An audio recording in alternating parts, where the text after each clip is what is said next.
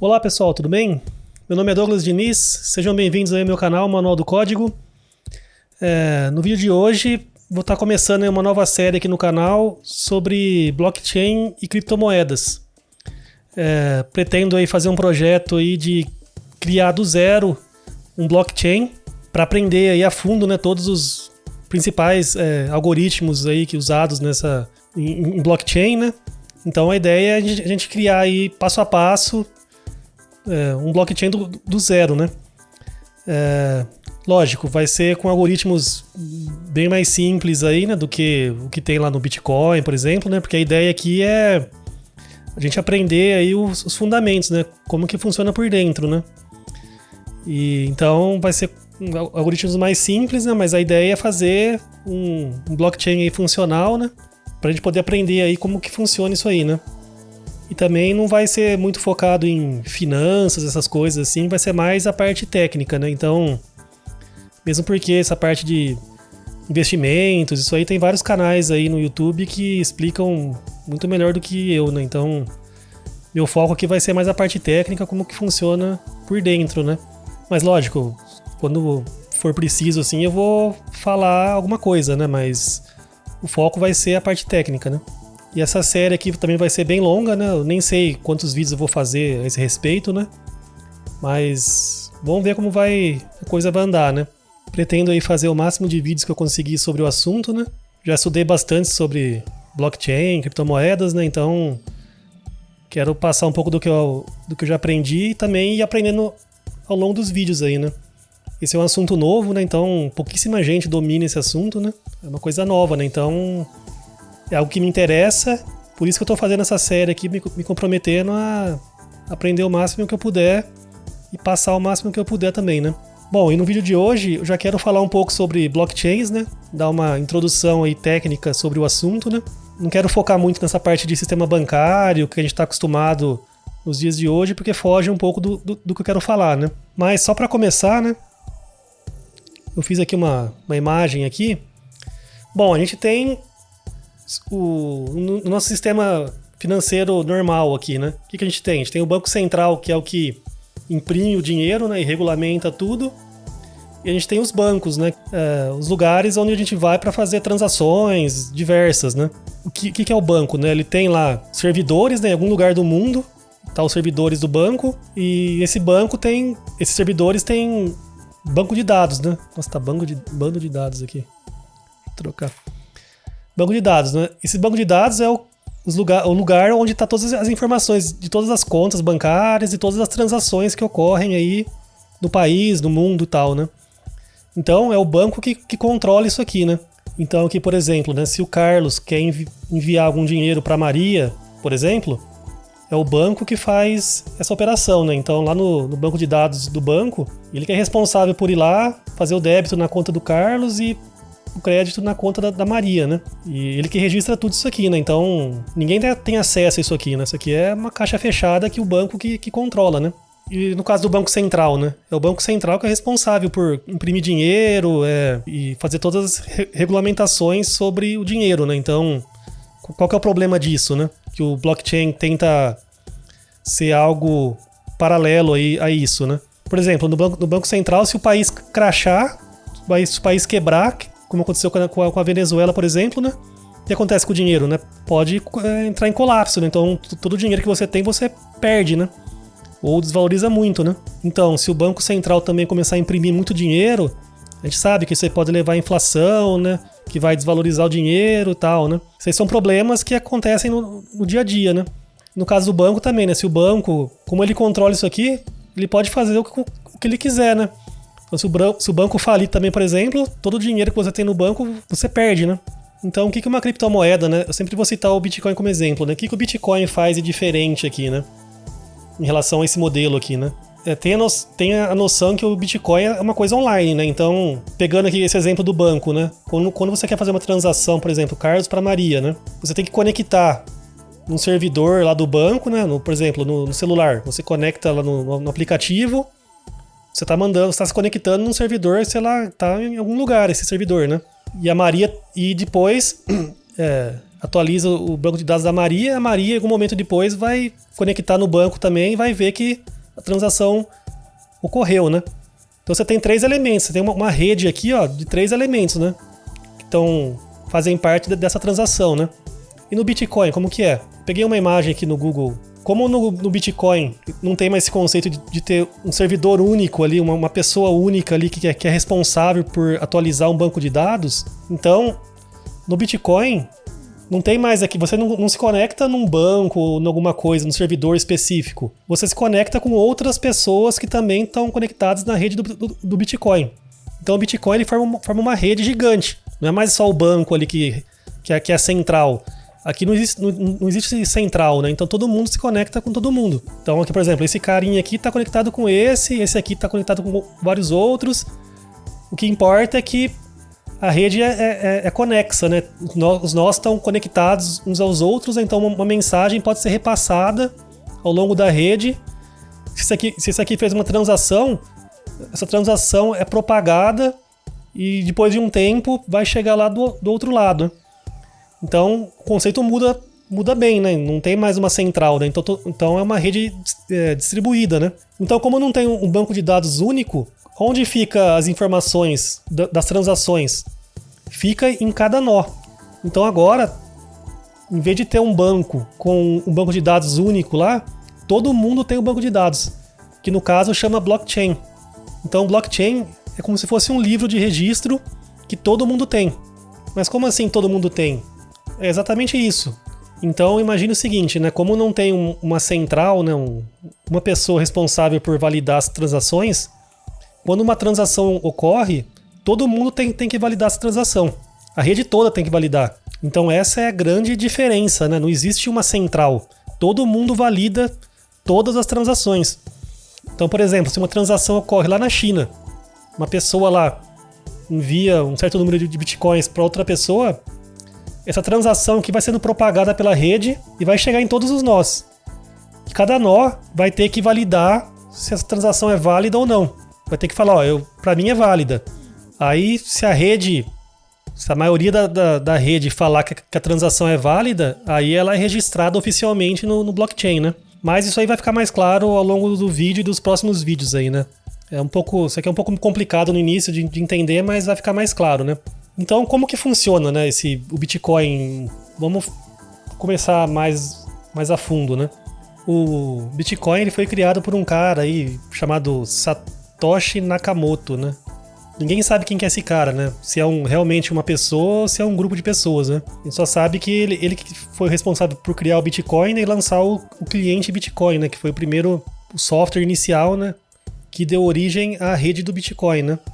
Então, lá no início dos tempos, né? Quando o Satoshi aí criou o Bitcoin, você tinha que baixar lá o cliente, né? A hora que você baixava, esse cliente é um software que você instala no seu computador e ele que tem todos os algoritmos aí responsáveis por fazer todas essas validações de transação, todo o controle ali do blockchain, né, conexão com outros nós, né? Então, o Bitcoin tem um cliente que é o software com todos os algoritmos ali do Bitcoin, né? Então, é o que a gente vai tentar fazer aqui no canal, né? Nesse projeto aqui, né? Fazer um cliente de uma criptomoeda aí que a gente vai criar, né? Então, o Bitcoin, no fundo, ele é um software, uma coleção de algoritmos aí que faz todo esse gerenciamento aí da rede, das transações que ocorrem, né? Mas no vídeo de hoje eu quero focar no blockchain em si, né? Aí nos próximos vídeos vai ficar mais claro como que funcionam os detalhes aqui, né? Das transações, comunicação entre os nós, como que tudo é sincronizado, né, entre os nós. Mas hoje vamos focar mais no blockchain, né? Eu encontrei esse site aqui desse Anders Brownworth aqui, que ele criou aqui um site bem legal aqui para explicar esse conceito do blockchain, né? Então imagina que isso aqui, ó, esse campo aqui, imagina que isso aqui é um blockchain. É um campo que você pode escrever o que você quiser. Esquece esse número aqui por enquanto. Então, por exemplo, o blockchain, ele é um livro de registros, né? Ele vai registrar todas as transações que ocorrem aí ao redor do mundo, né? Então imagine que você tem uma transação, por exemplo, Carlos, Maria, 10. Imagine que o Carlos enviou para Maria 10 bitcoins. Aí a gente coloca assim, nesse formato. Aí depois, Maria, Jaime, por exemplo, 2. Imagine que o blockchain é isso aqui. Então, Carlos enviou para Maria 10 bitcoins. Nesse momento aqui, Maria tem 10, né? Então você pode colocar o que você quiser aqui, né? Mas como funciona assim o blockchain na prática, né? Não existe no blockchain o conceito de conta bancária, que nem existe num banco normal, né? Onde todo mundo tem uma conta bancária e lá tem seu saldo, quanto que você tem e tal, né? Aqui no blockchain não existe isso, né? Aqui só tem transações. Então, por exemplo, aqui, ó. Maria enviou pro Jaime 2 bitcoins. Mas Maria, isso aqui é a última transação que está no blockchain, né? Mas como a gente sabe que Maria tem 2 bitcoins para enviar pro Jaime, a gente tem que validar para ver se ela realmente tem, né? Mas como não tem conta bancária aqui, o que a gente faz? A gente volta para as linhas anteriores até encontrar alguma transação que Maria recebeu algum valor. Por exemplo, aqui, ó, antes de voltar para a linha anterior, Maria recebeu 10 bitcoins de Carlos, né? Então aqui a gente sabe que ela tem 2 bitcoins para enviar para o Jaime. Então a gente consegue ver, essa transação aqui é válida, porque a gente viu no passado que Maria recebeu 10, né? Então ela tem o suficiente para enviar para o Jaime, né? Então é assim que a gente vê se uma transação é válida, né? Mas e no caso do Carlos aqui, né? Como a gente sabe se ele tem 10 bitcoins para enviar para Maria ou não, né? Aqui eu coloquei só um exemplo, né? Mas no caso do Bitcoin real, né?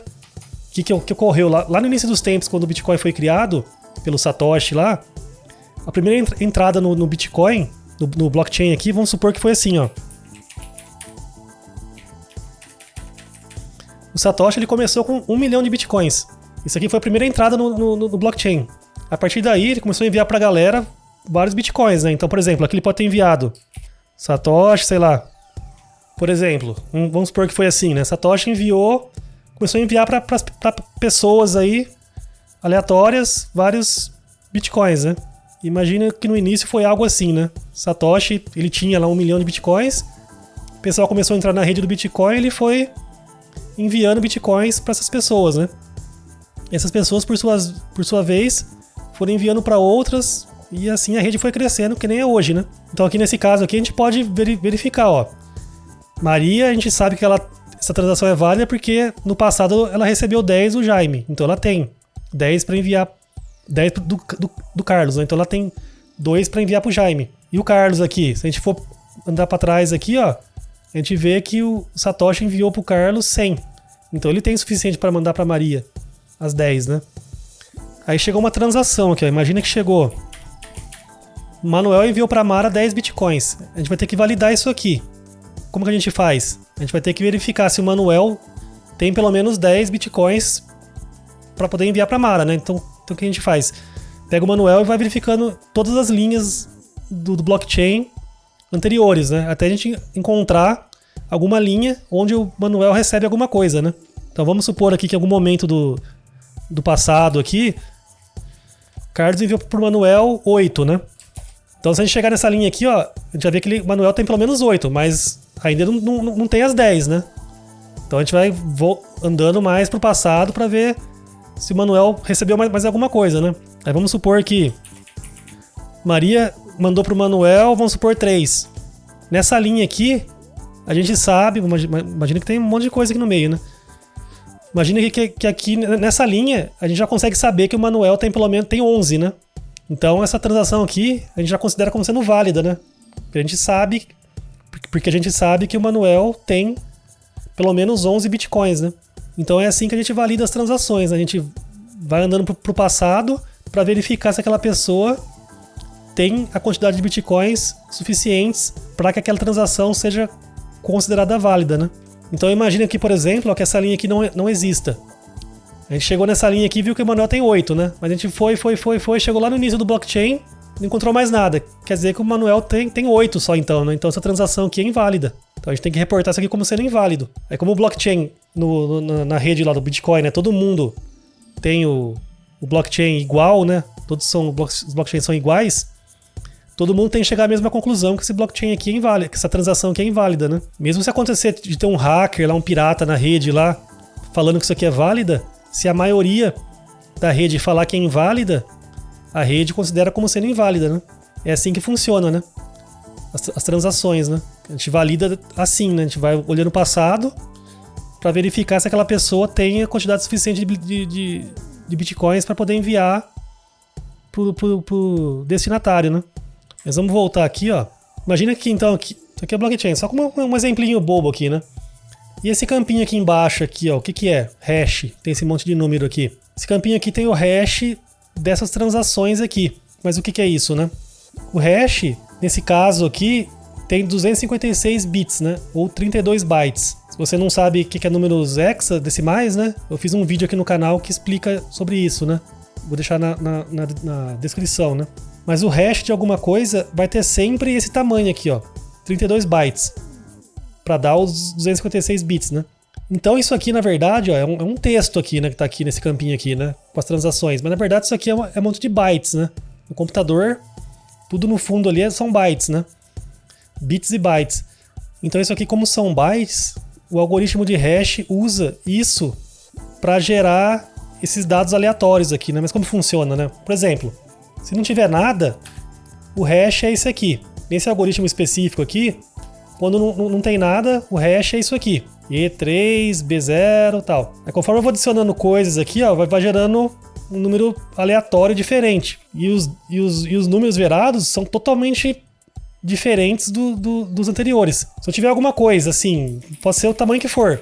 Se eu mudar um bit que sequer dentro do dado aqui, se mudar um bit só, o número gerado é totalmente diferente. Mas o que vocês têm que saber é o seguinte, né? Em alto nível, assim, é o seguinte. Se você não tiver nada, o hash é isso aqui. Quando entra um byte, qualquer byte, não importa. Esse byte é usado para poder embaralhar o hash. Então chegou um byte novo ali, é gerado o que você tinha embaralhado, vai ser gerado um novo número aleatório. Entrou um outro byte, vamos supor B aqui, esse B vai embaralhar de novo. Vai gerar outro hash aleatório. E assim vai. Não importa o número de bytes que entrar, os bytes que forem entrando vão sendo usados para poder embaralhar o que você já tinha, né? Então no final você pode embaralhar, você pode fazer o hash do que você quiser. Pode ser um arquivo de texto ou um filme. Porque no fundo o hash vai pegando byte por byte e usando esses bytes para embaralhar o hash. Vai sendo embaralhado, no final você vai ter um número aleatório que corresponde à somatória de todos aqueles embaralhamentos que você fez usando todos os bytes, né, do dado que você tem, né? Lógico, eu falei bem alto nível, né? Porque cada algoritmo trabalha de um jeito, né? Então, tem algoritmo que trabalha byte por byte, tem algoritmo que trabalha com blocos de bytes, né? Então, vai depender do algoritmo que você estiver usando, né? Mas para ficar mais didático aqui, né, imagine que funciona assim, né? Você inicia com alguma coisa qualquer, aleatória, e os bytes vão entrando e você vai usando esses bytes para embaralhar e gerar outros hashes totalmente independentes, totalmente diferentes dos anteriores, né? Então, basicamente é isso, né? No caso do Bitcoin, ele usa um algoritmo de hash que chama SHA-256, né? Que gera um hash de 256 bits, né? Que é isso aqui. Então, voltando lá para o blockchain que a gente estava lá, né? Isso aqui, ó, você pegar todos esses bytes aqui que compõem essas transações e rodar nesse algoritmo SHA-256, você vai gerar isso aqui, esse hash aqui. Então, esse hash é como se fosse a impressão digital dessas transações. Se você mudar aqui um valorzinho aqui, ó, de 2 para 3 aqui, ó, você vai gerar um hash totalmente diferente.